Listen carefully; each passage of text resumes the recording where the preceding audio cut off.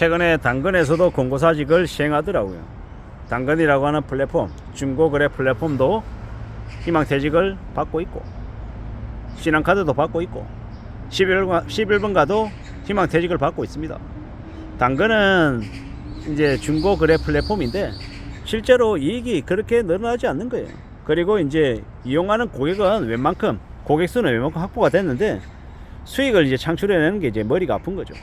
그리고 카드사는요, 카드사는 카드론인가 현금 서비스가 엄청 이제 늘어나면서 이제 돈벌 이제 사람들, 노예들은 되게 많이 포획했는데 이제 그들이 이제 서서히 연체하면서 부실 채권들이 미수가 이제 생기기 시작한 겁니다. 그래서 이제 머리 아파하는 거고, 11번가는 우리가 잘 알고 있다시피 흑자를 못 내고 적자가 계속 커지고 있고 사업의 모델이 개선될 수가 없는 겁니다. 시간이 지날수록 11번가도 이제 망가질 수밖에 없는, 파멸할 수밖에 없는 이 한계를 가지고 있는 기업이다라는 겁니다. 그래서 이제 엉망이 되는 거죠. 이게 현실입니다.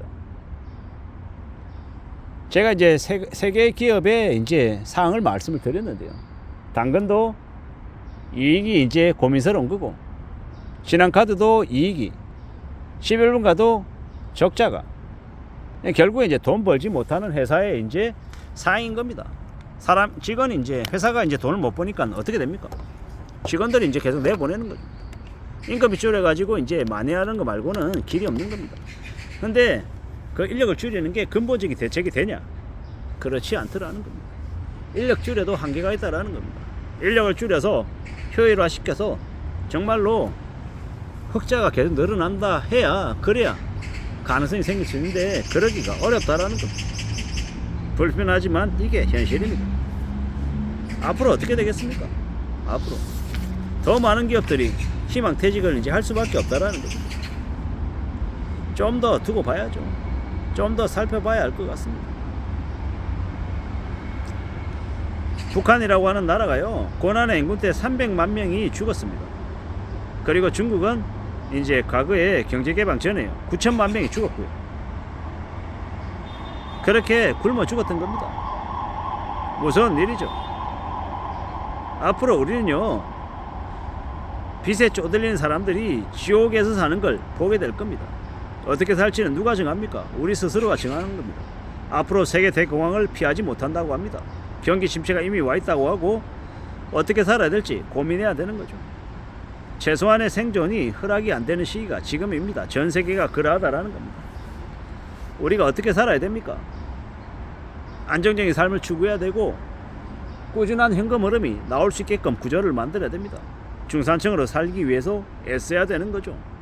배당자산, 고비당 우량주, KTNG 담배인상공사, 가온랜드 5% 7% 배당을 주는 곳 말입니다.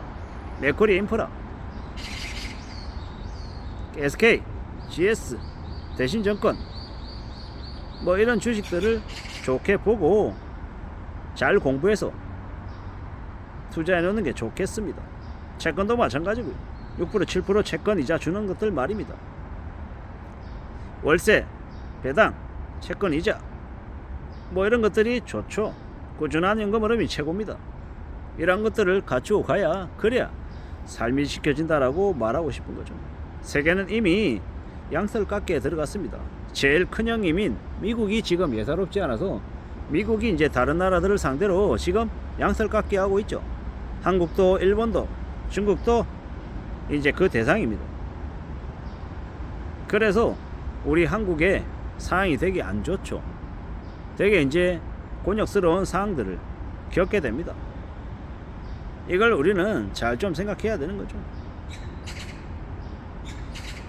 앞으로 한국의 주식시장 버블은, 정시 버블 경제는 올 것이고요. 잘 좀 봐야 됩니다. 일본이라고 하는 나라가 플라자 합의 이후에 11개월 만에 일본의 니케이 지수가 40% 올랐습니다. 18,000까지 올라갔죠.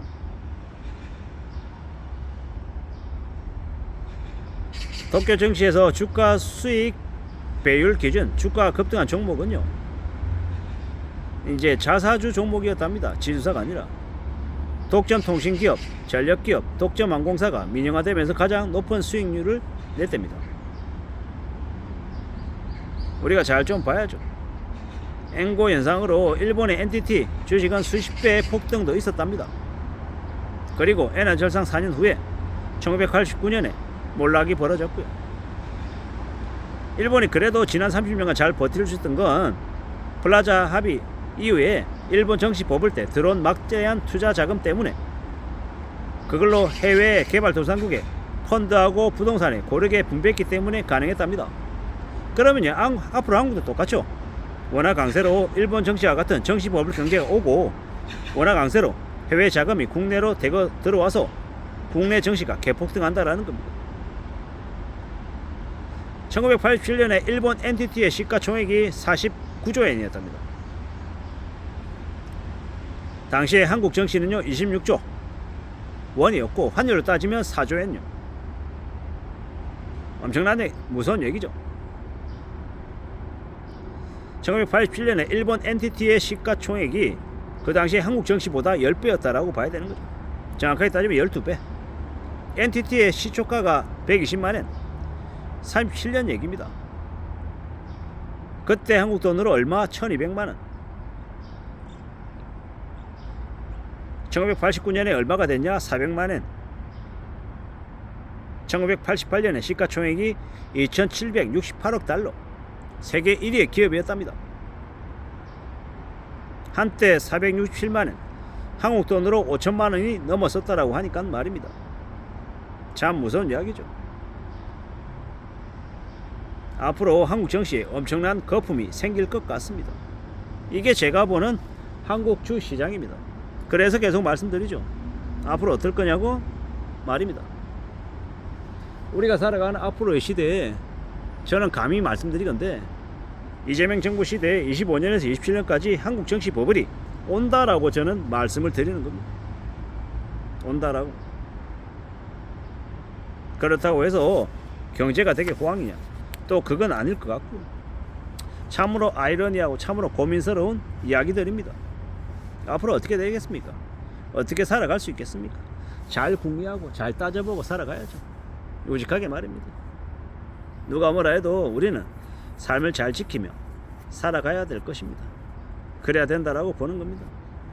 험난한 시대, 험악하게 살아가고 있는데 어째야 되겠냐라는 겁니다.